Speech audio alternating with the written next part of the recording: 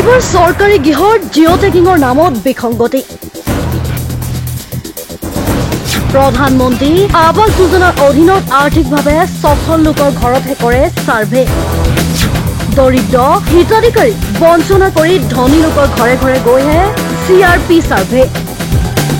বকুৰ নিজ বকেলি চৰকাৰী গৃহৰ জিঅ' টেগিঙৰ নামত বিসংগতিৰ ঘটনা। প্ৰধানমন্ত্ৰী আৱাস যোজনাৰ অধীনত আৰ্থিকভাৱে সফল লোকৰ ঘৰতহে ছাৰ্ভে কৰাৰ গুৰুতৰ অভিযোগ উত্থাপিত হৈছে। আৰু কিন্তু ল'ৰাটাহে আহে মনে মনে ছাৰ্ভে কৰবা। আমাৰ গাঁৱৰ ল'ৰা 4জনে মানে ল'ৰাটাক লাগ ধৰি সুধিলা আমাৰ ঘৰতে ছাৰ্ভে কৰিব যাব লাগে, কি কোৱা? ল'ৰাজনে কৈছে কি মই নাযাওঁ, মই নিজা সকামতহে আছো, ইয়াতে স্বাৰ্থৰ কাৰণে হেৰি কৰবা।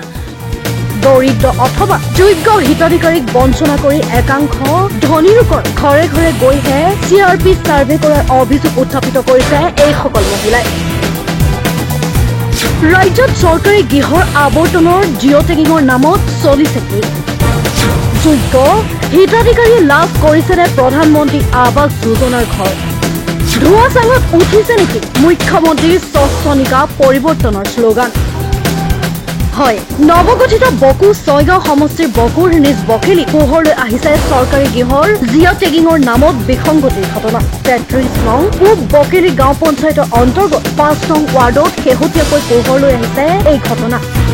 চৰকাৰী ঘৰৰ জিঅ' টেগিঙৰ নামত চলা বিসংগতিৰ অভিযোগ তুলি ৰাজপথলৈ ওলাই আহিছে এইসকল মহিলা।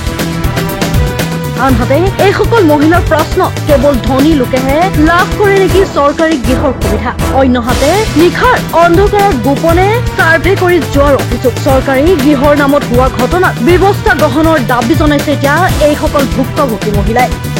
এই আমাৰ 33 নং পূব বেগলি গাঁও পঞ্চায়তৰ 5 নম্বৰ ৱাৰ্ডৰ আমাৰ এটা বিসংগতি হৈছে, যি মানে চৰকাৰী ঘৰ অহাৰ বিসংগতি হৈছে। এই মানে বিসংগতিটা কেনেকুৱা হৈছে, আমাৰ এই বুথ কমিটিসকলে নাম্বাৰ চিলেকশ্যন কৰিছে। এতিয়া 20 জনৰ নাম্বাৰ চিলেকশ্যন কৰি তাহাঁতে মানে গধূলি যাই জমা দিছে।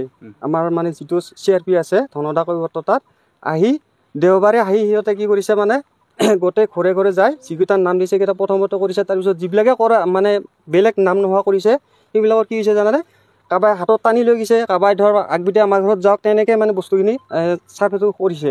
তাৰপিছত সেনেকৈ বাচি বাচি বহুতো এনেকৈ কৰি পিছত অহা নাই। আৰু পিছত আজি আহিম কয়, কালি আহিম কয়, মানুহখিনিক ঠগি থাকে।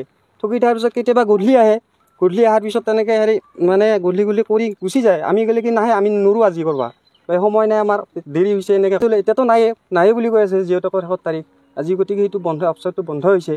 বন্ধ হোৱাৰ পিছত আমিতো কৰি লাভেই নাই এতিয়া। নিজ বেকেলি গাঁৱত বুথ কমিটিৰ মিটিঙত প্ৰতিবাৰে আহোঁ।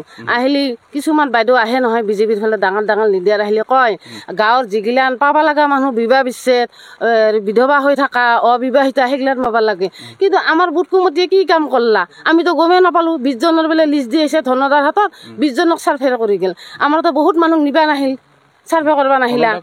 ধনদা হ'ল এই CRP বাইদেউ, ধনদা কৰ্তব্য। আৰু কিন্তু ল'ৰাটাহে আহে মনে মনে ছাৰ্ভে কৰবা।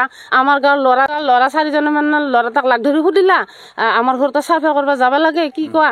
ল'ৰাজনে কৈছে কি মই নাযাওঁ, মই নিজা সকামতহে আছো, ইয়াতে স্বাৰ্থৰ কাৰণে হেৰি কৰবা। নিজা স্বাৰ্থৰ কাৰণেহে সি কেইটামানক ফটো কৰিব আহিছে, আমাৰ ঘৰক নাযায়। আমাৰ ল'ৰাকেইটা কল আমি লাগে গাড়ী ভাড়া খৰচাই দিম, তথাপি আমাকো কওক আমি পোৱা নাই ঘৰ।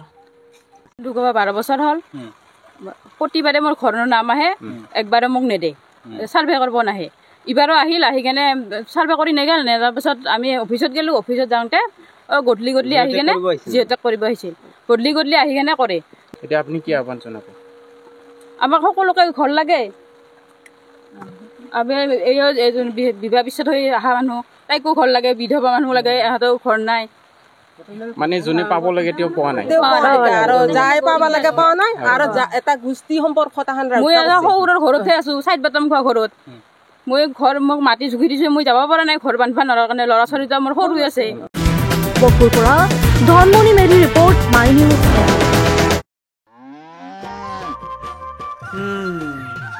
মোৰ লখিমী কেইজনীয়ে ইমান বেছিকৈ গাখীৰ দিয়ে, মনটো একেবাৰে ভাল লাগি যায়।